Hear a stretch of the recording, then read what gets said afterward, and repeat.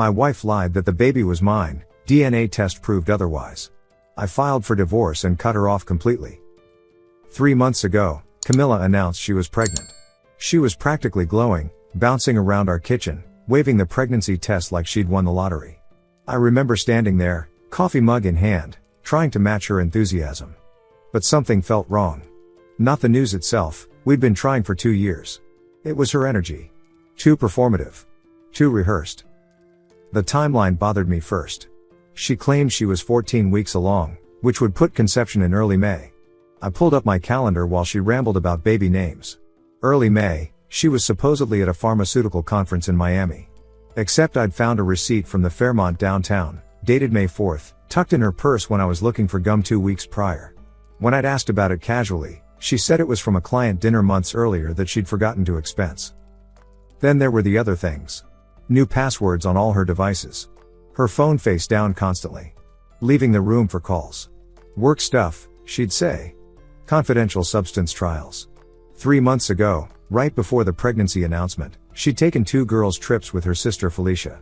Except Felicia posted on Instagram from her boyfriend's lake house both weekends. When I mentioned seeing the posts, Camilla claimed Felicia must have scheduled old content. I'm not an idiot. I've built a successful practice by paying attention to details, reading people, understanding patterns. Every instinct screamed that something was rotten. But I played along, smiled at the right moments, rubbed her feet when they swelled, went to the first prenatal appointment. All while ordering a prenatal paternity test online. The process was simpler than expected. A blood draw from her during routine prenatal labs. I told the nurse I wanted to run additional genetic screening, and Camilla didn't question it. My cheek swab. Send it off. Wait. During those 3 weeks of waiting, I watched her carefully. She was playing the perfect pregnant wife, posting bump photos, creating Pinterest boards for the nursery, talking about how our baby would have my eyes and her smile. She even cried during a commercial about fathers meeting their babies for the first time. Oscar-worthy performance. But she slipped up. Little things. She'd mention craving foods she'd always hated. She'd forget which prenatal vitamins she was supposedly taking. Once, she referred to the baby as he, then quickly corrected to they because we supposedly didn't know the gender yet. Except at the ultrasound, she'd specifically asked not to know.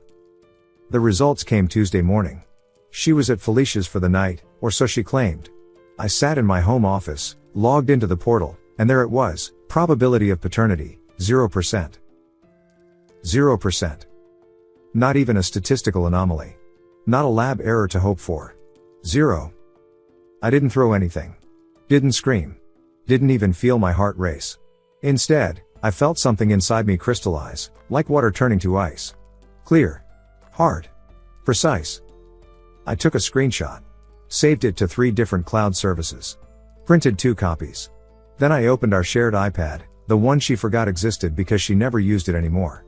Her messages were still syncing. There he was. Nolan. Commercial real estate broker. Sending her hearts and baby emojis. Their conversation from 2 days ago. How much longer do we have to do this? Just until after the divorce. I need the financial settlement. He really has no idea? None. He's already talking about college funds. I scrolled back further. They'd been F-king since March. The conference in Miami? She was at the Fairmont with him. The girls' trips? His condo in the suburbs. There were photos. Videos. Details about their sex life that would have gutted me 3 hours earlier. Now? Just evidence. The most damning message was from May 15th. She knew she was pregnant with Nolan's child before she ever took that test in our kitchen. They'd discussed their options. He wanted her to terminate. She saw an opportunity. Let me think it was mine, get my name on the birth certificate, secure child support and alimony, then leave once she'd extracted maximum value. Her exact words, Colton makes $400K a year. 18 years of child support plus spousal maintenance means I'm set. I can leave whenever I want after that. I'm not a man who acts on emotion. In my practice, precision is everything. One wrong move can destroy someone's smile forever. This required the same approach. I called my attorney, Wade's fraternity brother from college who specialized in family law. Sent him everything. He confirmed what I already knew. In our state, adult RI impacts asset division. The prenatal paternity test, combined with evidence of fraud, would destroy her claims. We could file on grounds of adult RI and fraud, She'd get nothing beyond what she brought into the marriage, which was debt from her MBA and a 2012 Honda Civic. Next, I went to the bank. Separated our finances legally. Moved my portion to new accounts. Cancelled her credit cards on my accounts. All perfectly legal. My attorney had already filed the paperwork. I then called my practice manager, told her I needed all locks changed by end of business. Camilla had keys but no legal claim to the business. Changed all my passwords. Updated beneficiaries on everything. Removed her from my health insurance effective end of month, legal during separation proceedings.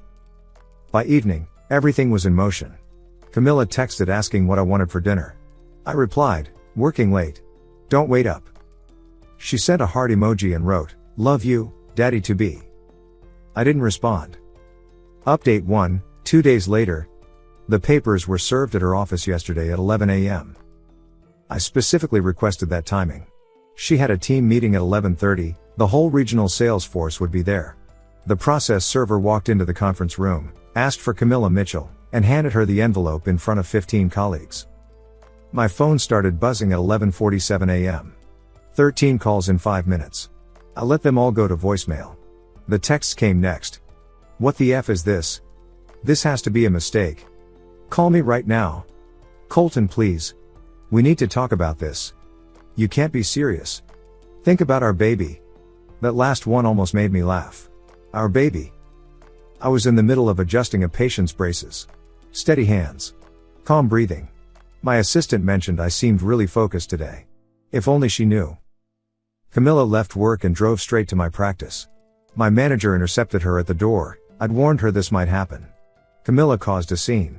Screaming about me being a coward, about abandoning my pregnant wife, about what kind of man does this. Several patients in the waiting room recorded it. She didn't notice. When she got home, her key didn't work.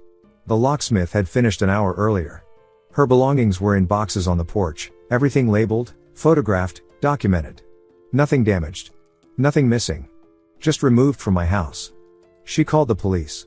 They reviewed the separation paperwork, confirmed it was my property, deed in my name only, purchased before marriage, and told her it was a civil matter. She'd need to find somewhere else to stay. The meltdown that followed was spectacular. Our neighbor, Mrs. Chen, 68, retired teacher, no-nonsense woman, later told me Camilla sat on the lawn for 2 hours, cycling between sobbing and screaming into her phone. Apparently, she called Nolan 17 times. He answered twice, both times to tell her to stop calling. See, Nolan didn't know about her plan either. In those messages I'd found, she'd been telling him she was leaving me regardless. That she just needed time to figure things out financially. He thought their baby would be their fresh start. Finding out she'd been playing us both? He vanished like smoke. By 9 p.m., Felicia came to collect her. But not before Camilla tried one more thing. She posted on Facebook.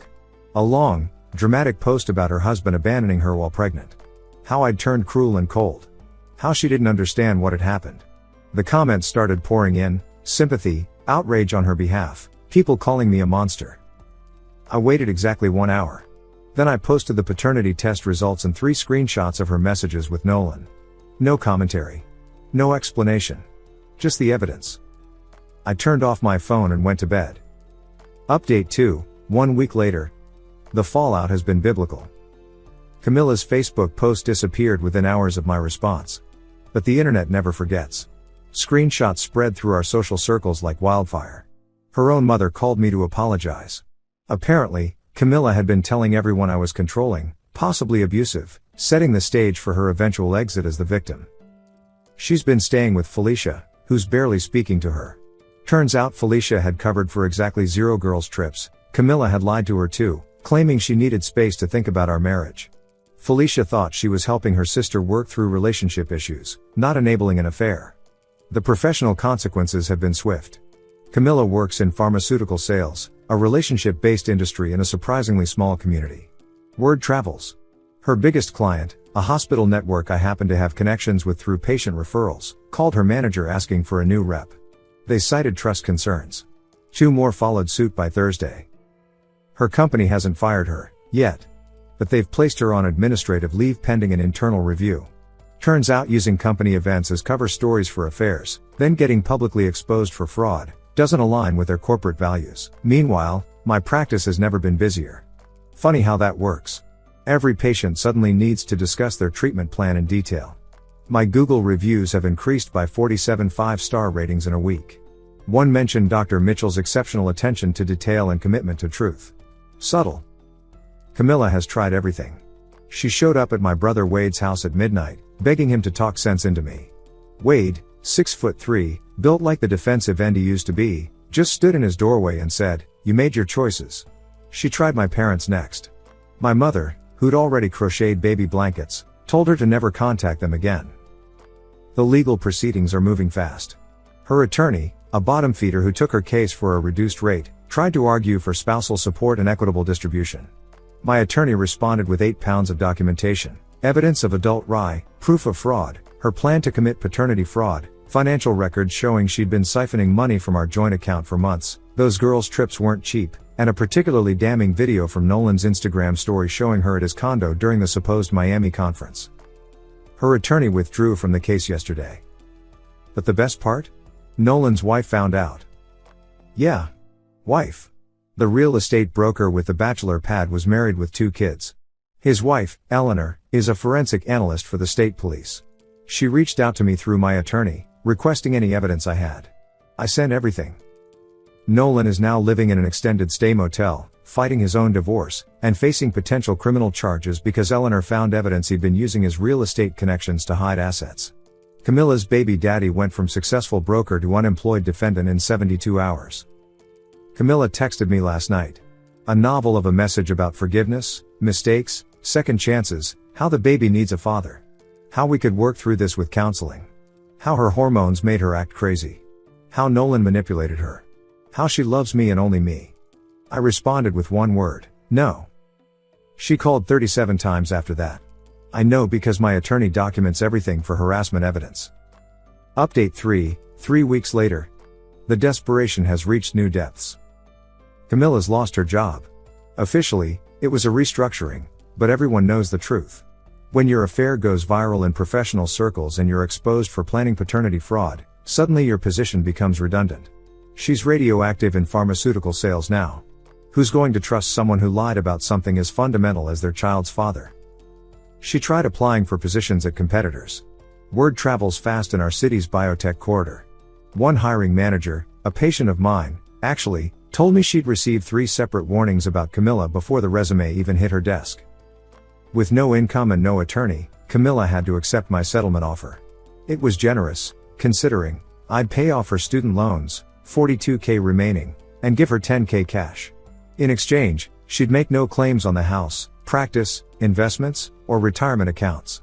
Full admission of adult rye. No contact order. Done. She signed it yesterday. Had no choice. The alternative was going to trial, where the paternity fraud would become public record in detail. At least this way, she keeps some dignity. But before signing, she tried one last manipulation. She showed up at my practice, violating the temporary restraining order, visibly pregnant now at 5 months. Walked past my manager, straight into my office where I was reviewing patient files. Stood there with her hand on her belly and said, "This baby deserves a father. You're the only stable man in my life. I know it's not biologically yours, but you could still get out. Colton, please. I'm scared. Nolan won't return my calls. My parents are barely helping. I don't know how I'm going to. Not my problem. How can you be so cold? We were married 6 years. Doesn't that mean anything?" I set down my pen, looked her straight in the eyes. It meant everything. Until you decided it meant nothing. Security escorted her out. She'd violated the restraining order, so I could have had her arrested. I didn't. The arrest record would follow the kid forever in background checks. Not the baby's fault their mother is a manipulative liar. Eleanor, Nolan's soon-to-be ex-wife, sent me a bottle of 20-year-old scotch with a note, "For your clarity and courage. We've actually become friends through this mess." She's brilliant, wickedly funny, and understands betrayal on a molecular level. We meet for coffee twice a week to exchange updates and evidence. Nothing romantic, we're both too fresh from the wreckage. Just 2 people who understand that when someone shows you who they really are, you believe them the first time. The social aftermath continues. Camilla's friend group has fractured. Half think she's a victim of circumstance who made mistakes.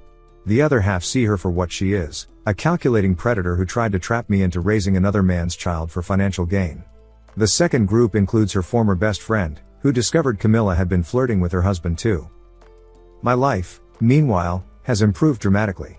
The practice is thriving. Turns out being known as the orthodontist who doesn't take BS is good for business.